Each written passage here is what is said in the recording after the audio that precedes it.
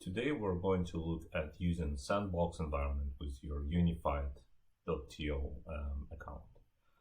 We'll start on the dashboard. First thing we're going to do is we're going to switch to Sandbox environment over here. Next, we're going to navigate to Integrations menu and click on Activate Integrations. Here we can choose any API key-based integration. I'll get back to this why. So for example, 15.5 is API key-based, doesn't require any configuration. You can activate it right away. Next, we're going to go to Settings and Embed to navigate to our Embed authorization. Under the Authorization tab, you'll see the list of integrations that you have activated. So we'll click on 15.5 as an example. It will take us to the authorization page with the instructions where to retrieve the key.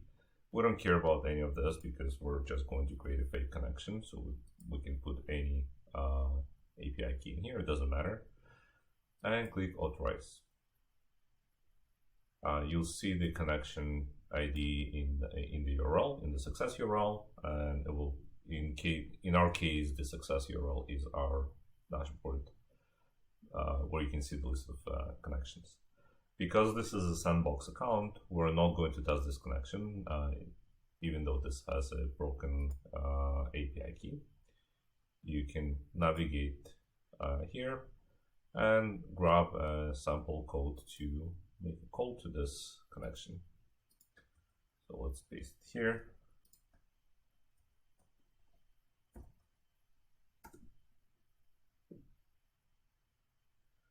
So you can see that we're getting a response for this connection.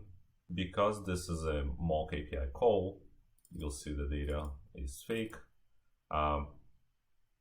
It will return only the fields that are supported by this integration, so you can get a feel of what you expect from our API. If you navigate back to Activate Integration and click on 15.5, feature supported, since we made a call to employees, you'll see it will only return this readable fields. And that is all. Happy integrating.